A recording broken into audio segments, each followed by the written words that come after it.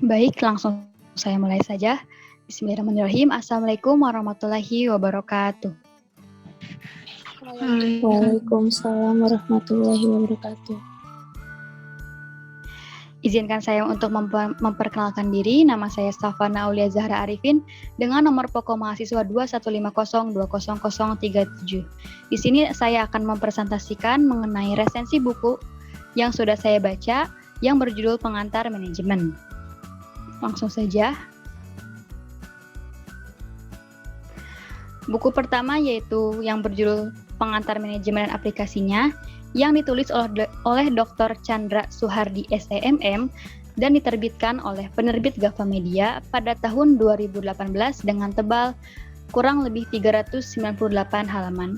Dapat kita lihat di sini bahwa covernya berwarna biru tua dan biru muda dengan tulisan judul yang berwarna kuning serta orange. Lanjut ke buku nomor 2. Sudah pasti dengan judulnya yaitu sama ya teman-teman, Pengantar Manajemen, namun penulisnya berbeda yaitu Priyono dan penerbitnya yaitu Ziva Tama Publisher pada tahun 2007 dengan tebal kurang lebih 129 halaman.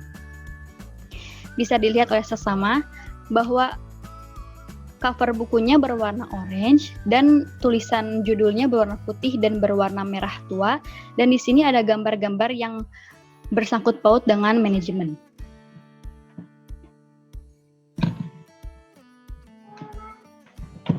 Masuk ke book review pada buku pertama Pengantar Manajemen dan Aplikasinya yang ditulis oleh Dr. Chan Suhardi STMM. Beliau merupakan seorang akademisi lulusan sarjana ekonomi dan menjadi staf pengajar di suatu universitas. Ia lahir pada tanggal 24 Januari 1968. Kini ia berdomisili di Kota Batam, Kepulauan Riau. Buku Pengantar Manajemen dan Aplikasinya ini diperuntukkan khususnya untuk para mahasiswa Fakultas Ekonomi, juga mahasiswa fakultas lainnya yang mendapatkan mata kuliah pengantar manajemen ataupun para pelaku bisnis perusahaan dan masyarakat luas.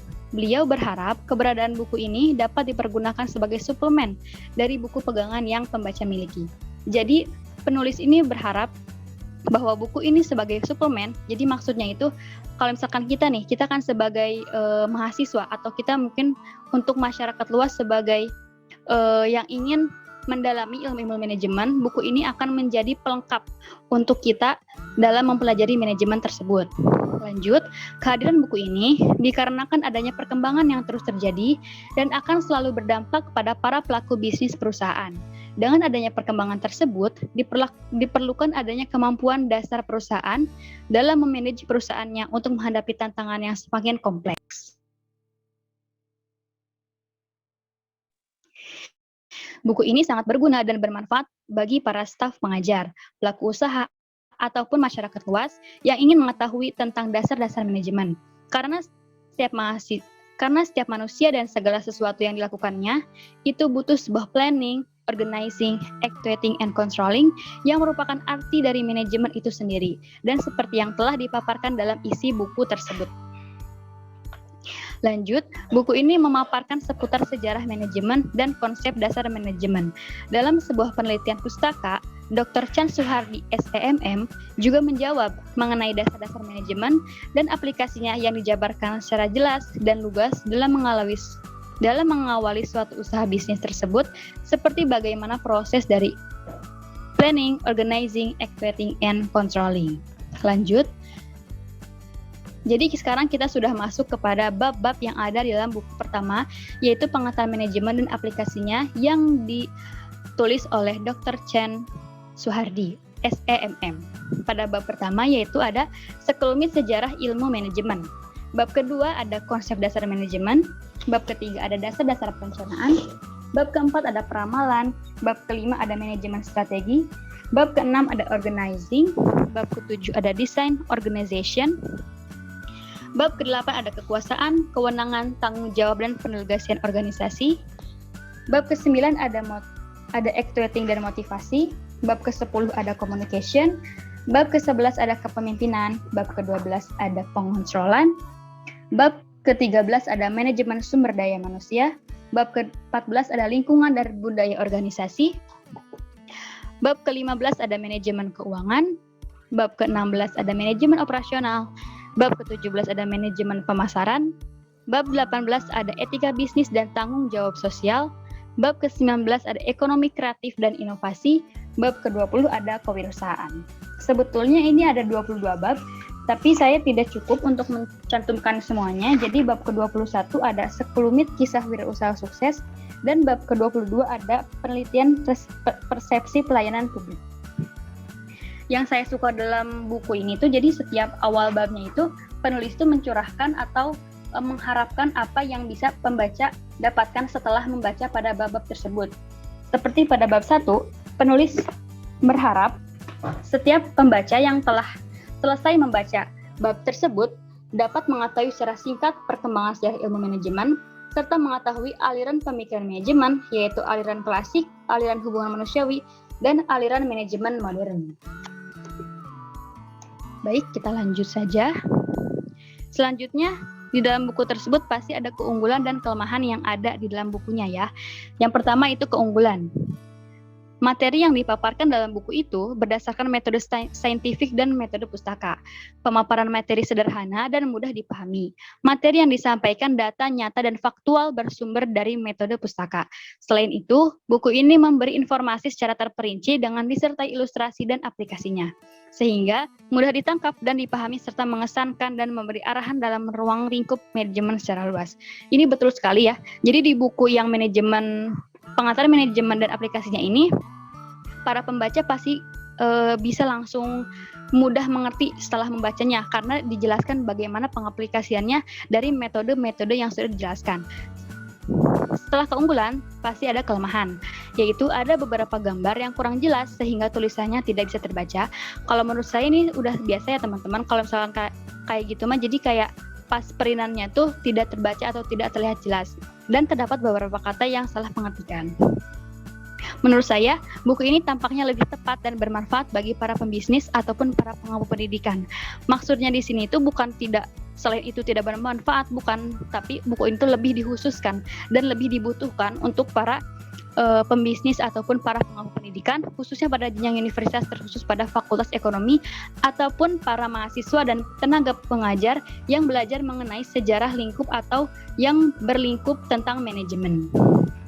Lanjut. Sekarang kita masuk ke pembahasan buku yang kedua, yaitu pengantar manajemen yang ditulis oleh Priyono.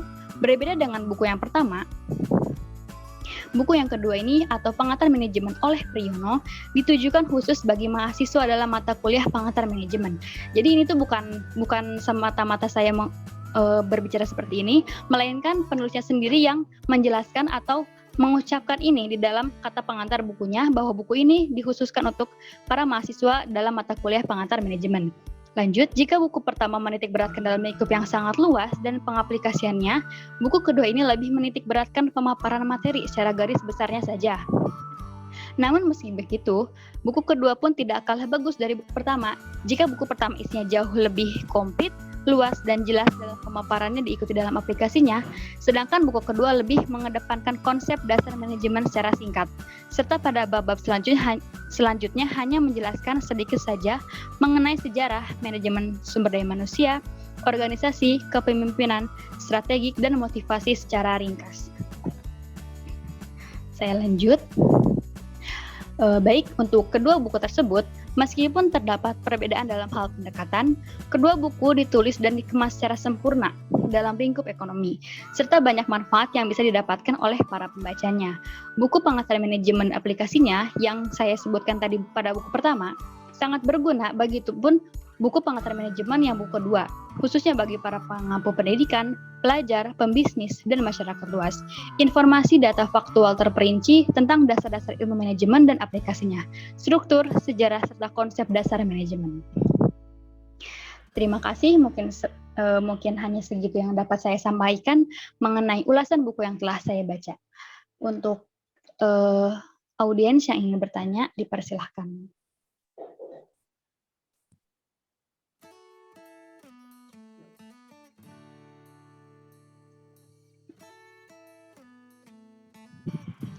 Mangga Teh Rihan. Baik, terima kasih Teh Sapana atas penyampaiannya ya. Sebelumnya izin memperkenalkan diri. Saya Rihan Prakasiwi dengan NPM 2150200038. Izin bertanya kepada Teh Savana mengenai buku yang diulas tadi. Boleh tahu nggak nih buku mana yang kira-kira Teh Savana suka gitu dan berikan alasannya gitu. Terima kasih. Baik, haturnuhun pertanyaannya. Kalau misalkan langsung saya jawab saja ya Teh Rihan. Kalau misalkan pertanyaannya buku mana sih yang saya suka antara kedua tersebut, kalau suka sih saya suka dua-duanya dan bagus dua-duanya juga bagus. Namun kalau lebih condong kemana nih, saya lebih suka, bukan lebih suka ya, lebih favorit yang mana sih menurut saya? Kalau saya lebih ke buku yang pertama. Mengapa? Bukan berarti buku yang kedua tidak bagus atau tidak saya sukai ya. Kalau misalkan buku pertama itu lebih ke komplit gitu ya, dan lebih jelas, serta kan ada pengaplikasiannya di dalam metode-metode yang sudah dijelaskan seperti itu. Kalau misalkan buku yang kedua kan hanya singkat, jelas, terperinci saja seperti itu. Teh Rihan. Wah, baik. Terima kasih ya Teh Savana. Baik, haturnuhun Teh Rihan.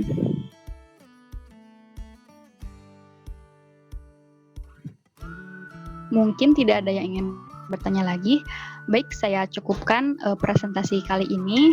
Mohon maaf bila banyak kekurangan dan kesalahan dalam penyebutan kata. Terima kasih untuk para teman-teman yang sudah join untuk melihat saya dalam mempresentasi. Saya ucapkan terima kasih. Wabillahi taufiq wal hidayah. Wassalamualaikum warahmatullahi wabarakatuh. Waalaikumsalam warahmatullahi wabarakatuh. Terima kasih pemaparannya Teh Savana. Mangga Teh Isel.